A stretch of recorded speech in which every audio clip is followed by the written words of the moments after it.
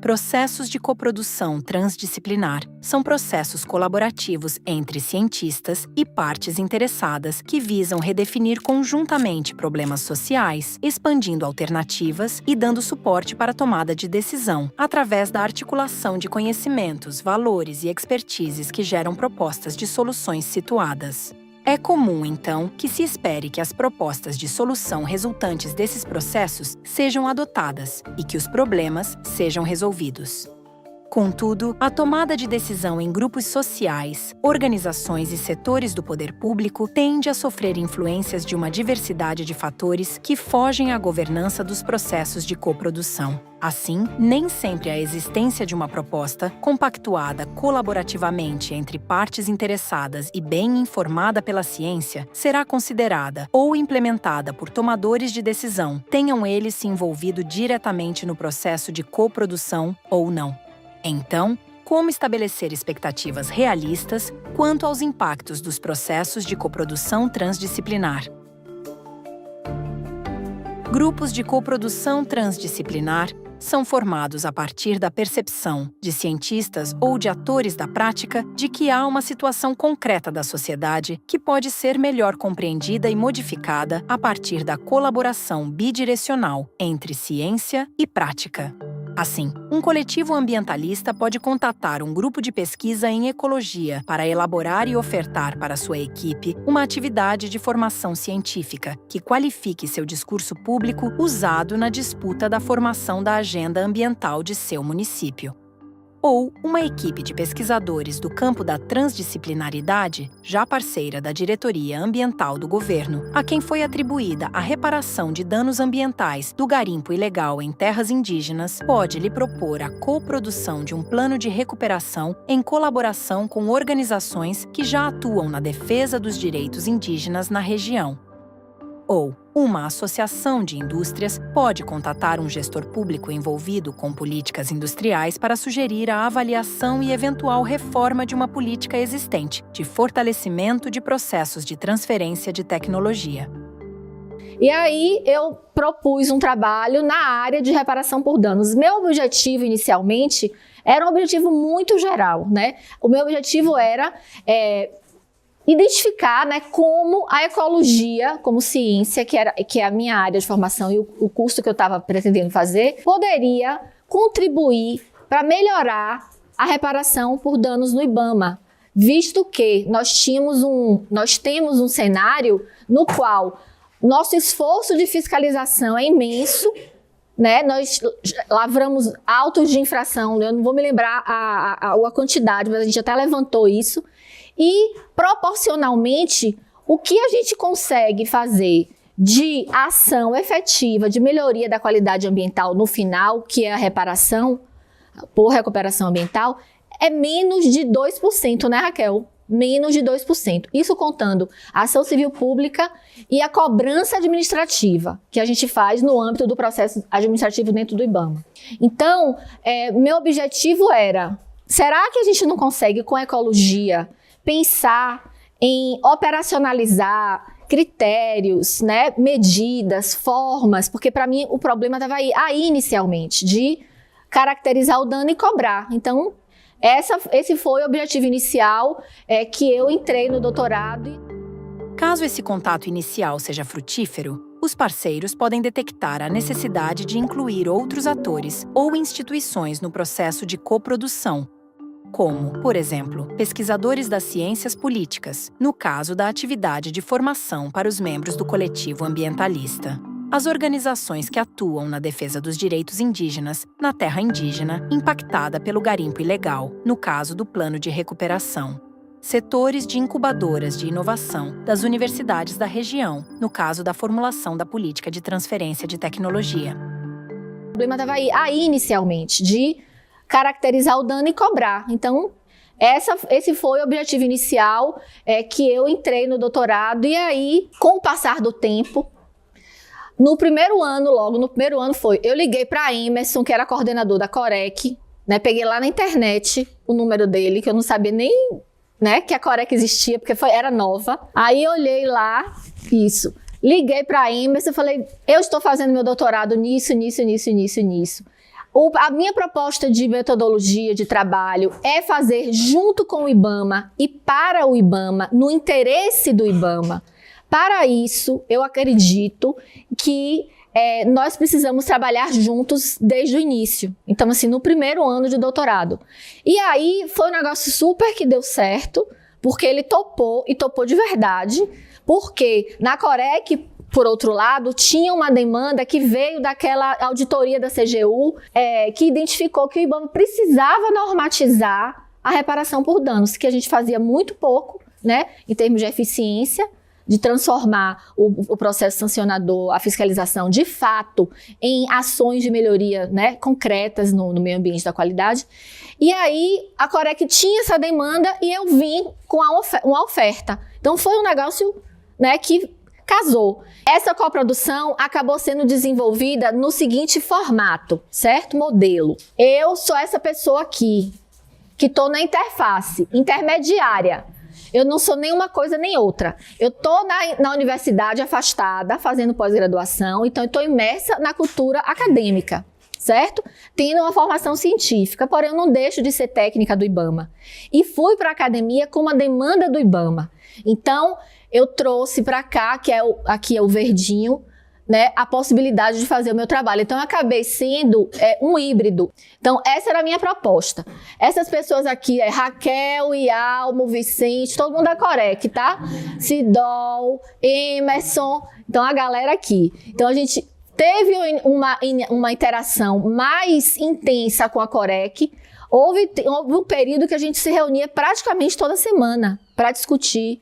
E aí, a gente chegou na elaboração de um objetivo que foi intermediário entre o que eu achava que era, academicamente, e o que a Corec precisava. Então, a gente identificou, com a demanda da CGU, que existia uma lacuna normativa relacionada à reparação por danos ambientais no IBAMA. Nós não temos uma norma específica para orientar processos de reparação, né?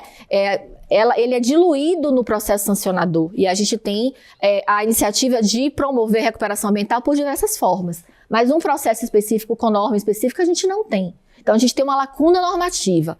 E aí, quando eu comecei a pensar nessa norma, a gente pensou conjuntamente, a gente também não tem um ponto de partida para essa normativa, que é um conceito compartilhado do que é dano ambiental na esfera administrativa. Então, nesse arranjo, aqui, por parte do IBAMA, a gente interagiu diretamente com a Corec, indiretamente com o CERAM, indiretamente com o corpo técnico como um todo, porque teve algumas consultas públicas em relação a essa proposta de instituição normativa, mas mais diretamente e intensamente com a Corec.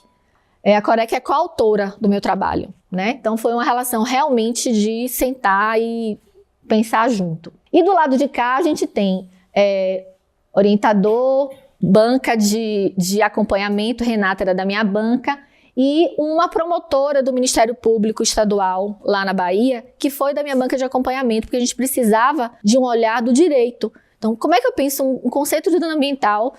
Ele vem do direito, né? É estabelecido no direito. O instrumento de reparação, de responsabilização por danos. Então, a gente tinha também a participação de uma promotora que, desde o início, mas foi participações pontuais, mas foi desde o início avaliando o trabalho e colaborando também. É razoável que esses grupos de coprodução tenham a expectativa de que os produtos que geraram não apenas informem, mas impactem os processos de tomada de decisão relacionados aos seus temas de interesse. Mas isso nem sempre acontece. Ainda que, como resultado do processo de coprodução, o grupo ambientalista possa se tornar empoderado e com argumentos mais sólidos e informados pela ciência, levando à alteração de suas práticas de apoio à sociedade, ele pode não conseguir que os problemas ambientais de seu interesse sejam incorporados na agenda de execução do governo municipal. Ainda que o grupo de coprodução transdisciplinar associado à diretoria ambiental do governo acorde os termos de um plano de recuperação ambiental das terras indígenas e que esse plano seja informado por um amplo conjunto de organizações indígenas, não governamentais e governamentais que atuam no território, o plano pode não ser implementado pela própria diretoria. Ainda que o grupo de coprodução para avaliação e revisão da política de fortalecimento de transferência de tecnologia gere uma proposta informada pela ciência e pela prática, com grande potencial para superar os limites atuais da política, ela pode não ser adotada pelo setor governamental responsável por essas políticas. E até agora, esse produto, né, que foi produzido no meu doutorado, ele foi produzido e levado, né, digo, a Corec abraçou essa coprodução, e dentro do IBAMA, inicialmente, começou a veicular essas ideias, inicialmente numa oficina do CERAM, que é um conselho de especialistas em recuperação ambiental, que tem servidores em todo o país, eu acho que tem mais ou menos 100 servidores. Então, existe uma oficina que a gente discutiu o conceito de dano e a ideia básica da legislação da INE. Depois, foi feita uma consulta a todos os servidores do IBAMA que trabalham com recuperação ou não nas diferentes diretorias.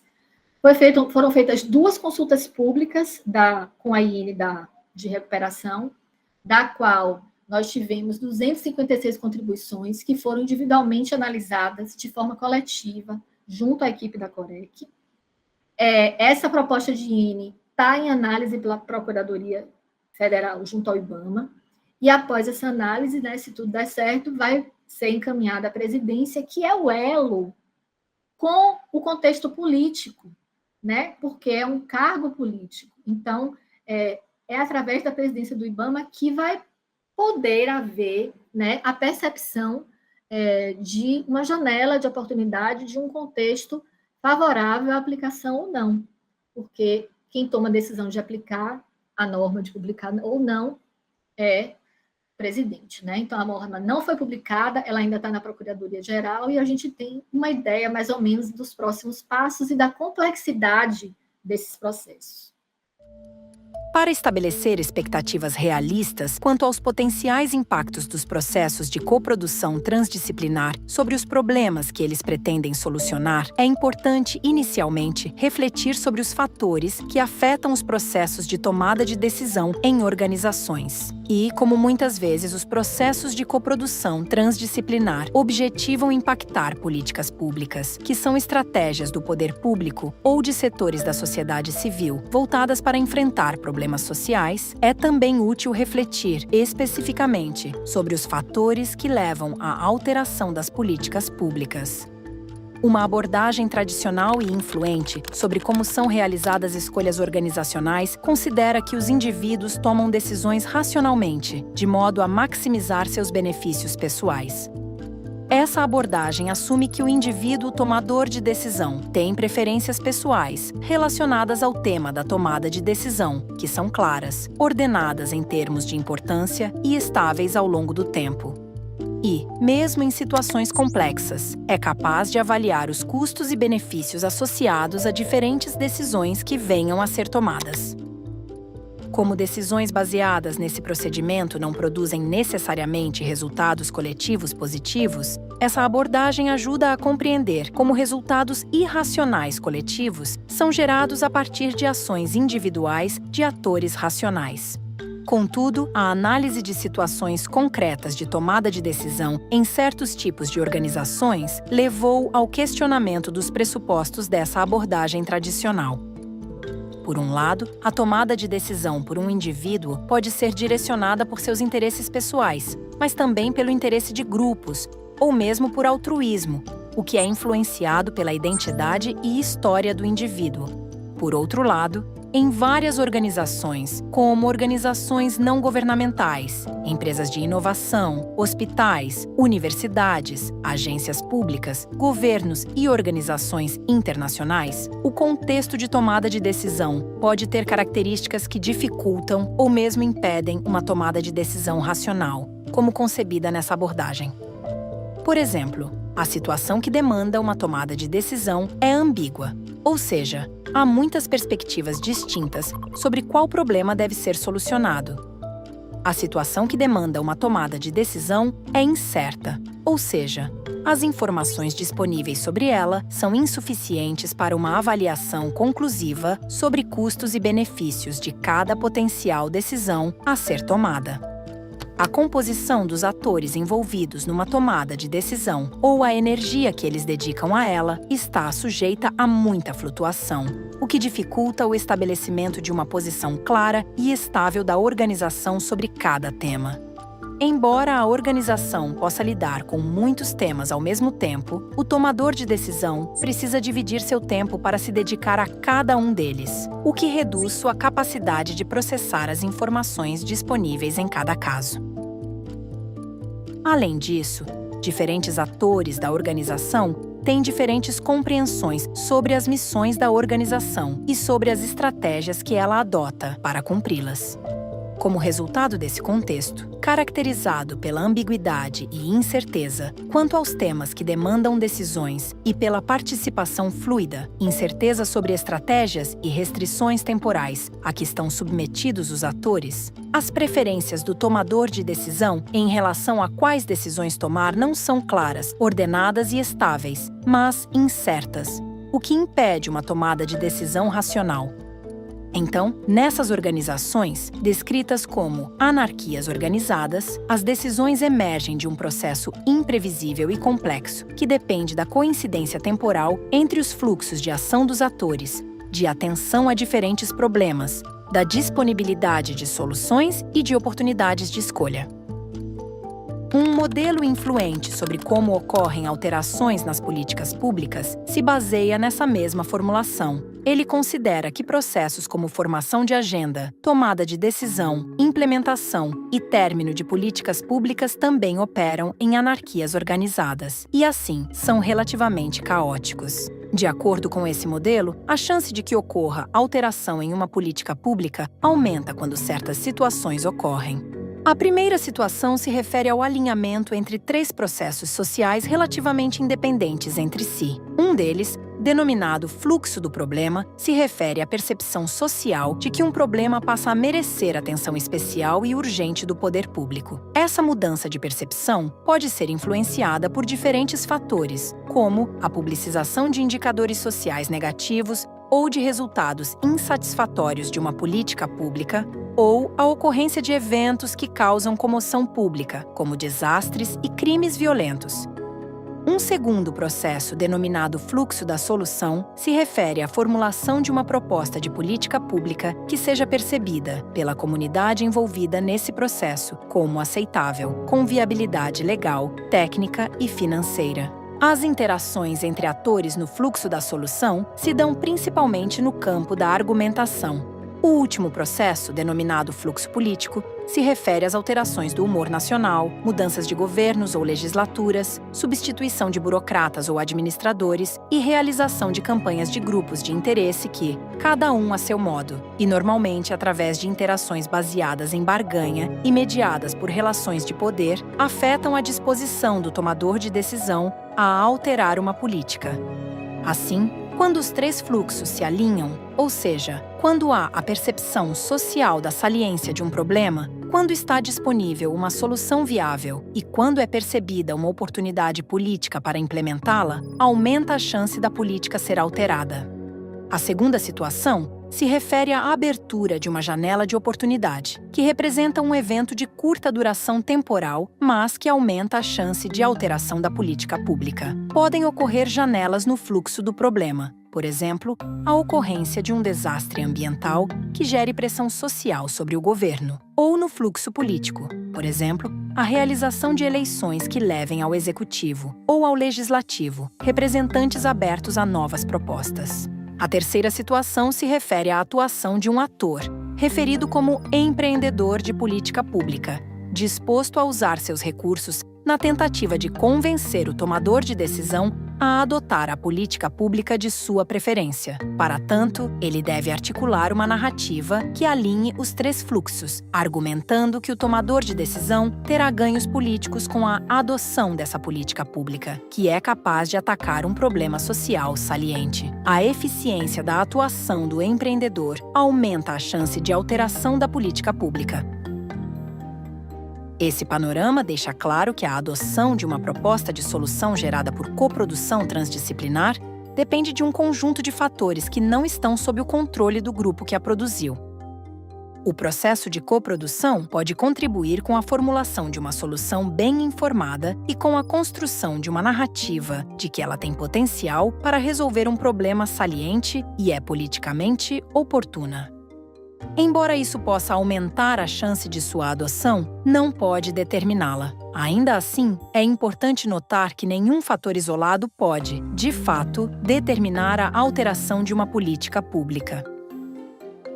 Sendo assim, aumentar a chance de sua adoção passa a ser uma expectativa adequada para os grupos envolvidos em processos de coprodução transdisciplinar. Meu último depoimento foi logo após a defesa do doutorado, e eu já estava trabalhando no IBAMA, e o que aconteceu foi que nós continuamos discutindo, tanto na área técnica, como envolvendo outros setores dentro do órgão de decisão, como a diretoria, a presidência e o setor jurídico, como forma de consulta. Então, em 2024, em setembro de 2024, a INE foi publicada. Além da coprodução ter entregado esse produto ao IBAMA, eu entendo que há um contexto externo, social, de crise climática, e o IBAMA responde a tudo isso, a esse contexto de crise, ao contexto interno, de também ter sofrido uma auditoria pela Controladoria Geral da União, que é um processo corriqueiro. O setor, a área de reparação ambiental havia sido objeto dessa auditoria, e uma das indicações foi a indicação da necessidade de normatizar a área da reparação de danos no IBAMA. E aí eu acho que esse contexto, todos esses fatores ajudaram bastante para a INE ser publicada. Houve muito rapidamente um processo de apropriação institucional. Então, é uma norma hoje do IBAMA e os setores estão conhecendo, aplicando, se adaptando, se modificando. Vejo que uma cultura está se formando no órgão a partir desse ponto inicial, dessa normativa. Outros processos vêm se desenvolvendo, outras normativas, outros instrumentos complementares, formação do corpo técnico, uma cadeia de processos e instrumentos que veio se organizando e que são necessários para que a INE, de fato, seja totalmente efetivada. E um outro impacto, nesse caso previsto, esperado, aguardado, na verdade, é o aumento das possibilidades de cobrar reparação por danos na esfera administrativa. A INE traz, além da recuperação ambiental no local onde ocorreu o dano, instrumentos adicionais, possibilidades adicionais, como a compensação ecológica e a compensação financeira. Eu, como profissional de meio ambiente, após conhecer a perspectiva da coprodução e ver como ela agrega o processo de tomada de decisão de políticas públicas e gestão ambiental, eu ampliei muito meu entendimento sobre o meio ambiente. Envolve problemas complexos, envolve processos sociais, porque tem muito a ver com a dinâmica humana envolvida nesse sistema. Com isso, eu entendi que quanto mais diversa a abordagem, mais chances nós temos de propor medidas, instrumentos e soluções que tenham não só embasamento científico, mas também importância e relevância social. E no IBAMA, a coprodução ela foi se expandindo em outros ambientes, a partir do exemplo da IN, da publicação da IN, da divulgação desse trabalho. Nós tivemos outras experiências com coprodução em outras ações do IBAMA, e dentro do IBAMA tivemos um movimento com ações de formação do corpo técnico, que culminou recentemente com a elaboração de uma portaria de coprodução, que fomenta a coprodução no IBAMA, que coloca a coprodução como uma forma de produzir conhecimento no órgão. Então, isso é uma forma inovadora. Então, eu acho que nós temos expandido o nosso entendimento e absorvendo aos poucos, estamos absorvendo como instituição aos poucos, a forma de interagir com a sociedade através de processos de coprodução para repensar as nossas políticas, nossos instrumentos e decidir no processo de tomada de decisão também. Além dos produtos tangíveis, a coprodução transdisciplinar gera ainda outros resultados intangíveis, referidos como influências políticas brandas, ou soft policy influences, que podem contribuir com a criação de um ambiente mais propício para a alteração de uma política pública. Ela promove aprendizado coletivo, durante o qual se estabelece um novo enquadramento para a situação de interesse, com uma formulação de qual problema deve ser resolvido e de uma proposta para sua solução, ambas construídas a partir da compatibilização de expectativas e da articulação dos conhecimentos dos participantes. O conhecimento gerado nesse processo tende a ser original, confiável e socialmente robusto, isto é, validado por um conjunto diversificado de partes interessadas. Assim, os atores que participaram da coprodução compartilham uma narrativa, que é disseminada nas suas próprias redes de interações pessoais, nas suas organizações de origem e em outros fóruns. Tais narrativas, quando usadas no contexto de políticas públicas, assumem o propósito de argumentar, formar e avançar agendas políticas, manter o status quo ou causar mudança política e moldar definições de problemas e propor suas soluções políticas. Isso pode aumentar a adesão de outros atores às ideias expressas nessa narrativa, tornando o sistema de política pública mais acolhedor à adoção da proposta coproduzida, caso haja uma janela de oportunidade. Além disso, a coprodução transdisciplinar tem potencial para estabelecer conexões duradouras entre seus participantes, baseadas em relações de confiança e no compartilhamento de um repertório comum de intenções, conhecimentos e práticas de interação. Este importante ativo pode aumentar a permeabilidade entre organizações e fortalecer sua capacidade de enfrentar, colaborativamente, novos desafios que se apresentem. Em síntese, dificilmente um processo de coprodução transdisciplinar que gerou uma proposta de solução para um problema tem o controle sobre todos os fatores externos e o poder de tomada de decisão em todas as instâncias das quais dependem a implementação da solução proposta. De fato, processos de tomada de decisão em organizações como universidades e agências públicas, que são caracterizadas por um contexto de ambiguidade e incerteza quanto aos temas que demandam decisões e pela participação fluida, incerteza sobre estratégias e restrições temporais a que estão submetidos os atores, são imprevisíveis e complexos. Nos processos de políticas públicas, por exemplo, considera-se que uma alteração da política tem mais chance de ocorrer quando um ator interessado na alteração de uma certa política usa seu tempo e recursos para convencer o tomador de decisão de que, nesse momento, há uma janela de oportunidade para a alteração da política, visto que um determinado problema tem muita saliência em relação aos demais. Há uma proposta de solução viável para esse problema, isto é, uma proposta de alteração da política, e ela possui aceitação pública, e há uma oportunidade política para a adoção dessa solução.